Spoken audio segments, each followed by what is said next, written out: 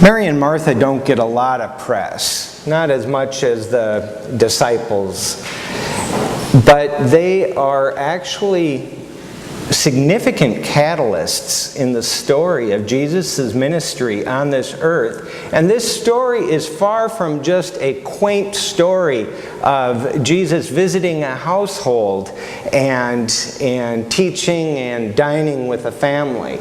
We have much to learn from looking deeper, below the surface, at this story. Martha, for example, is a very complex and fully realized character in other parts of the Bible. She, for example, is the one who, after her brother Lazarus dies, confronts Jesus and says, "You could have prevented this."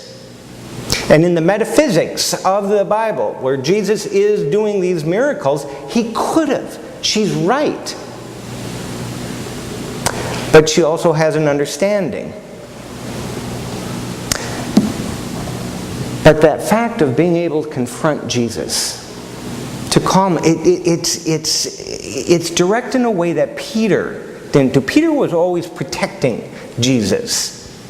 Martha was calling him out. And then certainly today,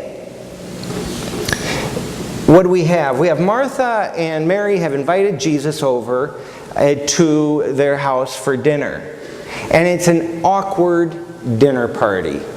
If you've ever been to something like this, you know, you're looking for the exit. You don't need dessert. It's time to go. Where your host is yelling at people. And so, again, it's one of those things where she's looking at the situation. Well, there's Mary sitting at Jesus' feet. They're having a good time, or, you know, they're talking, and I'm doing all the work. And she calls that out. Don't you care that I'm doing all the work and you guys are just talking? Tell my sister to pitch in. And Jesus' response seems a little bit cold. Because again, no Martha, no food. And he says, "Well, Martha, you're distracted. Your sister has chosen the better half. She's made the better decision to sit at my feet." I can only imagine what happened after he left the house that night. And it's cleanup time. And Martha would probably say to Mary, "Mary, why don't you just sit down? It's what Jesus would want.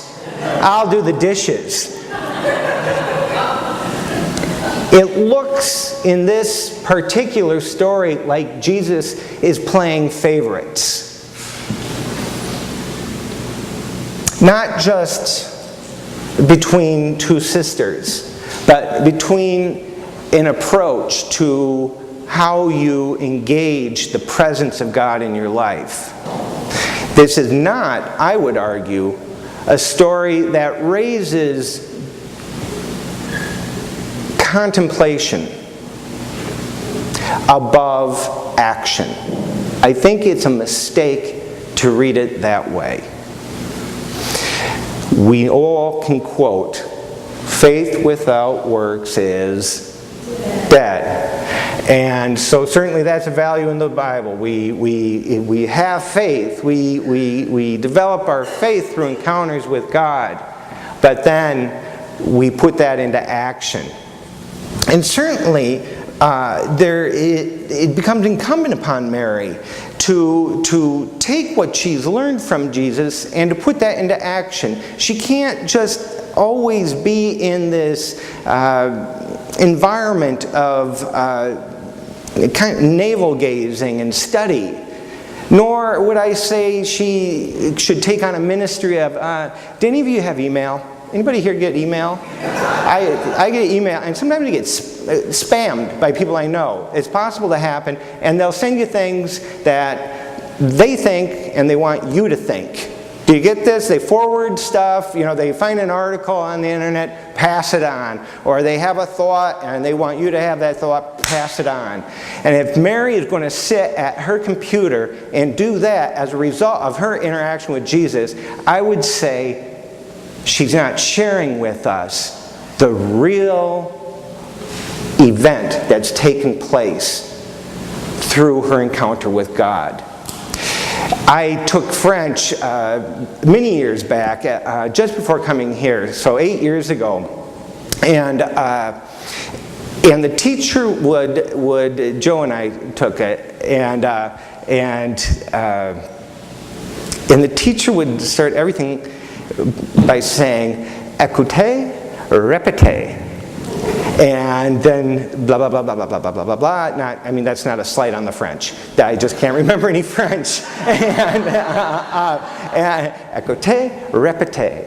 Écoutez, répétez. Now, it would have been perfect if Joe and I had taken what we learned and practiced it and put it into action. And in fact, we had a French exchange student come with us on the mission trip this summer. And wouldn't that have been neat if I had been able to speak French?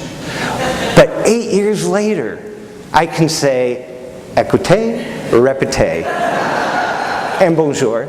But écoutez, répétez, and I can't remember anything in between. And so for Mary, it's incumbent upon her to have écouté, that's bad French, and not just repeat, but to take what that's done inside of her and share that with people. Don't just forward that email. Say, here's why.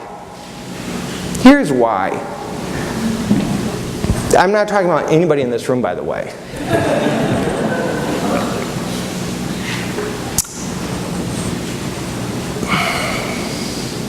Martha, who is kind of the black hat in the story, or it appears to be the black hat, is doing. What she's doing is very important. Hospitality is a very prime value in the Old Testament and then in the New Testament as well. It kind of gets degraded, I think, over time as well. It's, putting on events. But hospitality, how we greet people in this church, even coffee hour, that's where people gather and talk and make the connections. You're not talking to each other right now. You're not introducing yourselves to each other right now. That's going to happen in another place, when people are coming in, when people are downstairs. Hospitality is very important, and she's engaged in that, but in a very ineffective way. Because again, her hospitality is being buried by this acting out, this difficult behavior she's showing. Jesus is probably going to pass by their house and go to a fast food restaurant after this experience. But in reality, what Jesus is saying is not that Martha is distracted with normal food preparation, setting the table, fork on the left, knife on the right, cup upper right hand corner. He says, Martha, you're distracted and worried. The only argument I have with the NRSV on this story is, the NRSV is the version that we use, is other versions have some really good words that they use in the place of worried. And one of them is cumbered, which I didn't know was a word until this morning. I knew encumbered, but cumbered is, and I looked at Chris because I trust you, cumbered is, it means burdened, filled with worry. So her act, her gift of hospitality is being quenched, or not quenched, but quashed, extinguished by the fact that she has this worry. And what Jesus has, this better part that he's talking about, is something that can address that can free her to serve.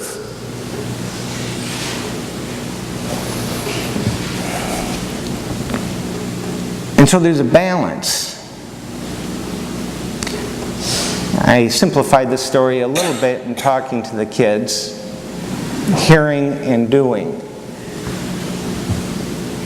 I think that you'll agree that hearing and repeating isn't what we're called to do. God doesn't need people just to repeat.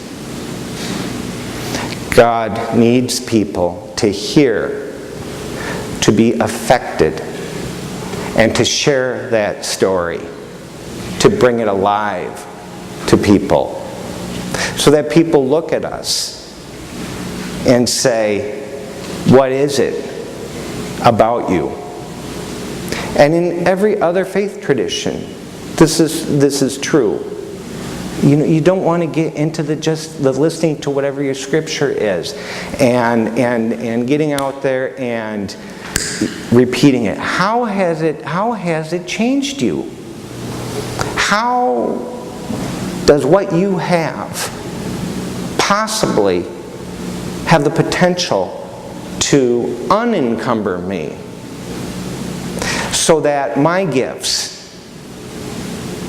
are unencumbered, so that my ability to serve is unencumbered? In the last, this